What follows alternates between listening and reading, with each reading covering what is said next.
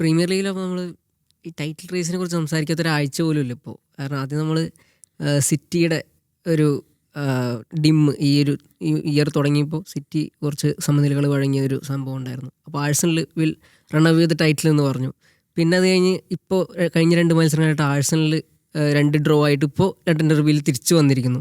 അപ്പോൾ ഒരു ടോപ്സി ടേർവി ആണ്. ഇപ്പോൾ ചില സമയത്ത് ആഴ്സണൽ കൊണ്ടുപോകുമെന്ന് തോന്നുന്നു, ചില സമയത്ത് ഇപ്പോൾ സിറ്റി അത് ഇപ്പോൾ തിരിച്ചു വരുമെന്ന് തോന്നുന്നു. അപ്പോൾ എങ്ങനെയാവും ഈ ഒരു ടൈറ്റിൽ റേസ് ഇനി മുന്നോട്ട് പോവുക?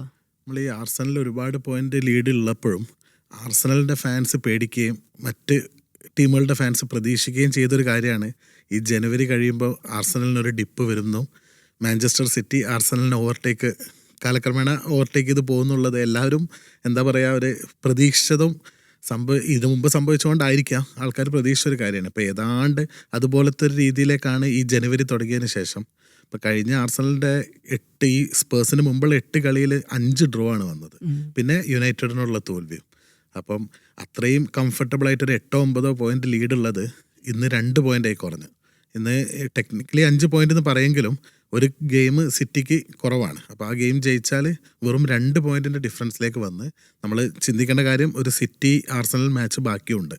അപ്പോൾ ചുരുക്കി പറഞ്ഞാൽ ഇനി സിറ്റിയുടെ കയ്യിൽ എത്തിക്കഴിഞ്ഞ്. കാരണം ഇനി ആർസണലിൻ്റെ റിസൾട്ട് എന്തായാലും സിറ്റി ഇനിയുള്ള കളികൾ ജയിക്കുകയാണെങ്കിൽ ആർസണലിനെ ഓവർടേക്ക് ചെയ്യാം എന്നുള്ള നിലയിലേക്ക് നമ്മൾ പൊതുവേ എന്താ പറയുക, we have seen this before എന്ന് പറഞ്ഞ പോലെ ഈ ഒരു സ്റ്റേജിൽ എത്തിയാൽ പിന്നെ ഇനി എങ്ങോട്ടാണ് പോകാൻ പോകുന്നത് എന്നുള്ളത് നമ്മൾ ഇതിന് മുമ്പ് കണ്ടത് വെച്ചിട്ട് സിറ്റി ആർസണലിനെ ഓവർടേക്ക് ചെയ്യേണ്ടതാണ്.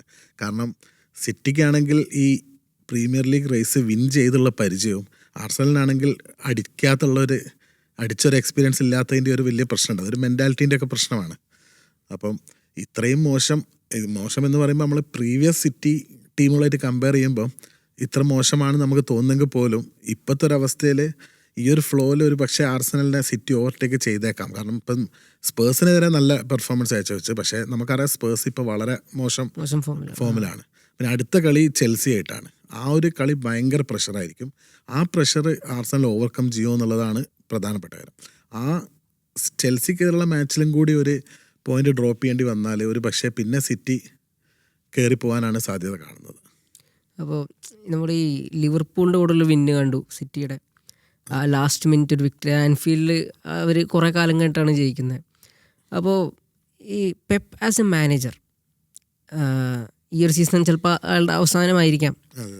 പ്രീമിയർ ലീഗ് ജയിക്കുകയാണെങ്കിൽ ചിലപ്പോൾ വിട്ടേക്കാം. അപ്പോൾ Pep is A all time best manager എന്ന് നമുക്ക് പറയാൻ പറ്റും പ്രീമിയർ ലീഗിലെ? Premier league all time best manager എന്ന് പറയുന്നത് ഒരു ഡിബേറ്റബിൾ ആയിട്ടുള്ള കാര്യമാണ്. കാരണം നമ്മൾ പ്രീമിയർ ലീഗ് എന്ന് പറയുമ്പോൾ നമ്മൾ അതിൻ്റെ ചരിത്രവും കൂടി നോക്കണമല്ലോ. പക്ഷേ പെപ്പ് എന്ന് കാല് കുത്തിയോ അതിനുശേഷം എന്താ പറയുക, അൺഡൗട്ടഡ്ലി നമുക്ക് പറയാം അത് മറ്റ് ഒരു മാനേജേഴ്സും പെപ്പിൻ്റെ അടുത്തതില്ല. പക്ഷേ നമ്മൾ ഈ എന്താ പറയുക പെപ്പിനെ കുറിച്ച് പറയുമ്പോൾ പെപ്പ് ഇതിന് മുമ്പേയും പ്രൂവണായി വന്ന മാനേജറാണ്. നമ്മൾ സ്പെയിനിലും ജർമ്മനിയിലും പ്രൂവ് ചെയ്തിട്ടാണ് ഇവിടെ വന്നത്. പിന്നെ പെപ്പിന് സക്സസ്ഫുൾ ആവാനുള്ളൊരു അറ്റ്മോസ്ഫിയർ ഓൾറെഡി ഒരുക്കിയതിന് ശേഷമാണ് പെപ്പിനെ സിറ്റി കൊണ്ടുവന്നത്. അപ്പോൾ സിറ്റി ഓൾറെഡി പെപ്പ് വരുന്നതിൻ്റെ മുമ്പേ പെപ്പിന് വേണ്ട പ്ലെയേഴ്സ് അതൊക്കെ എന്താ പറയുക EPL ഇതിന് മുമ്പ് കണ്ടിട്ടുള്ള കാര്യമല്ലല്ലോ. അപ്പോൾ പിന്നെ അതിൻ്റെ കൂടെ നമുക്ക് ഇതൊക്കെ പറയുമ്പോഴും പെപ്പിൻ്റെ ഒരു ഇത് നമുക്ക് ഈ ഒരു മോഡേൺ ഫുട്ബോളിലെ ഏറ്റവും നല്ല മാനേജറാണ് പെപ്പ് എന്നുള്ള കാര്യത്തിൽ ആർക്കും ഒരു സംശയമില്ല. പിന്നെ അതിനുശേഷം പെപ്പ് നമ്മൾ ഒരു 1-2 വർഷം ഇപ്പോൾ നമ്മൾ ക്ലോപ്പിനെ പറ്റി പറഞ്ഞു. ക്ലോപ്പ് ഇവിടെ വന്ന് ഒരു EPL അടിച്ചു, ഇവിടെ ഭയങ്കര മാറ്റങ്ങൾ വരുത്തി. പക്ഷേ ക്ലോപ്പിന് എത്ര കാലം അത് മെയിൻറ്റെയിൻ ചെയ്യാൻ പറ്റിയെന്നുള്ളതാണ്. പെപ്പ് വന്ന അന്ന് തൊട്ട് ഈ കഴിഞ്ഞ വീക്ക് വരെ പെപ്പിനത് മെയിൻറ്റെയിൻ ചെയ്യാൻ പറ്റിയെന്നുള്ളത് ഭയങ്കര കാര്യം. നമ്മൾ ഈ ട്രാൻസ്ഫറുകളും മണി സ്പെൻഡൊക്കെ നമുക്ക് പറയാം, പക്ഷേ പൈസ മുടക്കിക്കൊണ്ട് മാത്രം സക്സസ് ഫുട്ബോളിൽ വരില്ല എന്നുള്ളത് മറ്റ് ലീഗും മറ്റ് ടീമുകളെയും നോക്കിയാൽ നമുക്ക് മനസ്സിലാവുന്ന കാര്യമാണ്. ഇപ്പം യുണൈറ്റഡ് പൈസ മുടക്കുന്നുണ്ട്, ചെൽസി അതിനേക്കാളേറെ മുടക്കുന്നുണ്ട്. പക്ഷെ അങ്ങനെ നോക്കുമ്പോൾ പെപ്പ് തന്നെയാണ് മാഞ്ചസ്റ്റർ സിറ്റീനെ ഈ ഒരു എല്ലാ ടീമും സ്പെൻഡ് ചെയ്യാൻ കെൽപ്പുള്ള ഈ കാലത്ത് ബാക്കി ടീമുകളുടെ മുകളിലേക്ക് സിറ്റീനെ എത്തിച്ചത് പെപ്പ് തന്നെയാണ്. പെപ്പ് 2027 വരെ കോൺട്രാക്റ്റ് ഉണ്ടെന്ന് തോന്നുന്നു. പക്ഷേ ഈ വർഷം പോകാൻ സാധ്യത ഉണ്ട് എന്നുള്ള രീതിയിലും വാർത്ത വരുന്നുണ്ട്. ഒരു പക്ഷേ EPL അടിക്കുകയാണെങ്കിൽ ഇത് പെപ്പിൻ്റെ EPL ലാസ്റ്റ് ഇതായിരിക്കും.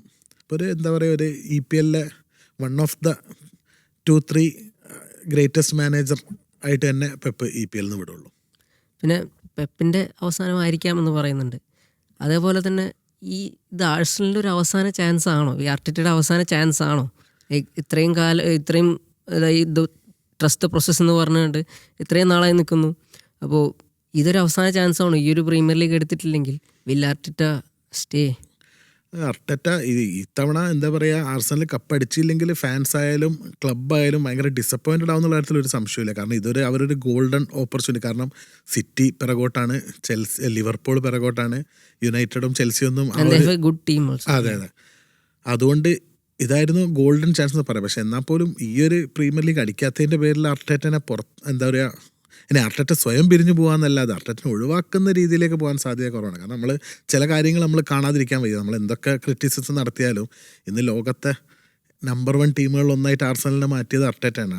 നമ്മൾ ഓർക്കുന്നുണ്ടെങ്കിൽ നമ്മൾ ആർസൻ വെങ്ങറിൻ്റെ നല്ല കാലത്ത്, അപ്പോൾ ആർസൻ വെങ്ങർ സ്ഥിരമായിട്ട് 2, 3, 4 പൊസിഷൻ ഫിനിഷ് ചെയ്തുകൊണ്ടിരുന്ന കാലത്ത് അവരുടെ ഫാൻസ് തന്നെ എന്താ പറയുക, top 4 is not a trophy, champions league qualification is not a trophy എന്ന് പറഞ്ഞ് ആർസണലിനെതിരെ, വെങ്ങറിനെതിരെ ഒരുപാട് സംസാരിച്ചുകൊണ്ടിരുന്നതാണ്. അവർക്ക് പണിയും കിട്ടി. അതെ, പക്ഷെ വെങ്ങർ പോയപ്പോഴാണ് മനസ്സിലായത് top 4 is also a big trophy. കാരണം ചാമ്പ്യൻസ് ലീഗ് കളിക്കുക എന്ന് വെച്ചാൽ തന്നെ ഇത്രയും കോമ്പറ്റീറ്റീവായ ലീഗിൽ ടോപ്പ് 4, ടോപ്പ് 3 ഫിനിഷ് ചെയ്യുന്നത് അത്ര.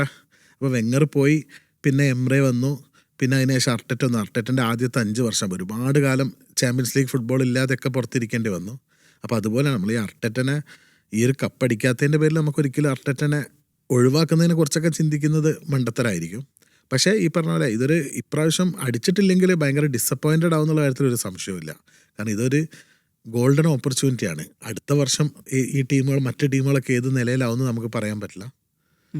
അപ്പോൾ ഈ പറഞ്ഞ പോലെ ഈ ലണ്ടൻ ഡെർബി കണ്ടല്ലോ. അതെ, ലണ്ടൻ ഡെർബിയിൽ എനിക്ക് ഏറ്റവും ഭയങ്കര രസമായ കളി കാണാനും അതേപോലെ ഇമ്പാക്റ്റ്ഫുള്ളായിട്ട് തോന്നിയത് യോക്കറസിൻ്റെ ചില മൂവ്മെൻറ്റ്സ്, ചില ഗോൾസ്. അത് നമ്മൾ കഴിഞ്ഞ കുറച്ച് മത്സരങ്ങളായിട്ട് കാണാത്ത കുറച്ച് ഹോൾഡ് അപ്പ് പ്ലേസ്. ആ ഗോള് നല്ല രസമുള്ളൊരു ഗോളായിരുന്നു. അപ്പോൾ യോക്കറസ് കുറച്ച് 2 മത്സരങ്ങളായിട്ട് മാറിയിട്ടുണ്ട് കുറച്ച്. യോക്കറസ് മാറിയതാണോ അതോ ഒപ്പണൻറ്റിൻ്റെ ഒരു, കാരണം യോക്കറസ് ഈ ഫസ്റ്റ് തൊട്ടേ യോക്കറസിൻ്റെ പ്രശ്നം സ്പേസ് ആയിരുന്നു. യോക്കറസ് അങ്ങനെ ഒരു ക്ലോസ് കൺട്രോളിൽ കളിക്കുന്നതിലുപരി പുള്ളി സ്വയം സ്പേസ് ഉണ്ടാക്കി അവളൊരു വേൾഡ് ക്ലാസ് ഫിനിഷറാന്ന് നമ്മൾ കഴിഞ്ഞ വർഷത്തെ പുള്ളീൻ്റെ ഗോളുകൾ എടുത്തു നോക്കിയാൽ മനസ്സിലാവും. പക്ഷേ ഈ പോർച്ചുഗീസ് ലീഗിൽ കിട്ടുന്ന ഒരു സ്പേസും ഒരു ടൈമും അത് EPL കിട്ടാത്തതുകൊണ്ടാണ് കുറച്ച് ഒരു സ്ട്രഗിളിങ് ഇത് വന്നത്. പക്ഷേ ഈ പറഞ്ഞ പോലെ നമ്മളിപ്പോൾ എത്ര നല്ല പ്ലെയറാന്ന് പറഞ്ഞാലും പുതിയൊരു ലീഗിൽ വന്നാൽ അഡാപ്റ്റ് ചെയ്യാൻ എടുക്കുന്ന ഒരു ടൈം. എനിക്കൊന്ന് 2026 ഏറ്റവും കൂടുതൽ ഗോൾ അടിച്ചത് ഓൾ കോമ്പറ്റീഷൻ നോക്കുകയാണെങ്കിൽ യോക്കറസ് ആണ്. അപ്പം എന്താ പറയുക, യോക്കറസ് ഇനി അങ്ങോട്ട് യോക്കറസ് മെച്ചപ്പെട്ടു പോകാൻ തന്നെയാണ് സാധ്യത കാണുന്നത്. ആ ഒരു ആഴ്സണലിൻ്റെ ഒരു ലെവൽ ഓഫ് പ്ലെയർ ഉണ്ടല്ലോ, സ്ട്രൈക്കർ, ഒരു ഹോൾഡ് അപ്പ് പ്ലേ വേണം. അതേപോലെ പാസ് കൊടുക്കണം. ഇപ്പോൾ ഈ എസയുടെ 2ാമത്തെ ഗോളിലൊക്കെ യോക്കറസിൻ്റെ ആ ഒരു ഹോൾഡ് അപ്പ് പ്ലേയും ആ ഗോളിൽ അദ്ദേഹത്തിൻ്റെ പാർട്ട് ഭയങ്കര ഇമ്പോർട്ടൻ്റ് ആയിരുന്നു എനിക്ക് തോന്നി. അപ്പോൾ യോക്കറസ് പറഞ്ഞ പോലെ നമ്മൾ അപ്പുറത്ത് സിറ്റിയുടെ ഹാലൻഡ് ഉണ്ട്. ഹാലൻഡ് ഭയങ്കര ഇമ്പോർട്ടൻറ്റ് പാർട്ടാണ് ഈ ഒരു സിറ്റിയുടെ ടീമിൽ. അപ്പോൾ കുറച്ച് ടൈം സിറ്റി സമനിലയായ സമയത്ത് നമ്മൾ ഹാലൻഡ് ഇമ്പാക്റ്റ് കുറഞ്ഞുകൊണ്ടാണ്. അപ്പോൾ ഹാലൻഡ് ഇമ്പാക്റ്റ് എത്രത്തോളം ഉണ്ടാവും ആ സിറ്റി ടീമിൽ? ഹാലൻഡ് സിറ്റിയുടെ ഇനി ഇപ്പം ഓൾറെഡി ഇത്ര പ്രൂവ് ചെയ്തെങ്കിൽ പോലും ഹാലൻഡ് സിറ്റിയുടെ ഫ്യൂച്ചർ തന്നെയായിരിക്കും, അതിലൊരു സംശയം ഉണ്ടല്ലോ. കാരണം ഹാലൻഡ് ഇവിടെ വിട്ടു പോകാനുള്ള യാതൊരു സാധ്യതയും കാണുന്നില്ല. 10 വർഷത്തെ കോൺട്രാക്ട് അങ്ങനെ വെറുതെ സിറ്റി പോലത്തെ. ഇപ്പം ചെൽസിയൊക്കെ ചിലപ്പം പല പ്ലേയേഴ്സിനും കൊടുത്തിട്ടുണ്ടാവും. പക്ഷേ സിറ്റിയൊക്കെ ഒരു 10 വർഷത്തെ കോൺട്രാക്ട് കൊടുക്കാന്ന് വെച്ചാൽ അത് വളരെ കാൽക്കുലേറ്റഡ് ആയിട്ടാണ്. മാത്രമല്ല ഹാലൻഡിൻ്റെ ഫോം എന്ന് പറഞ്ഞാൽ നമ്മളൊരു സ്ട്രൈക്കറുടെ ഫോം എപ്പോഴും നമ്മൾ പറയുമ്പം നമ്മൾ ആ വിങ്ങേഴ്സിൻ്റെയും അറ്റാക്കിംഗ് മിഡ്ഫീൽഡറെയും ഫോമുമായിട്ട് കൂട്ടി വെച്ച് വേണമല്ലോ പറയാൻ.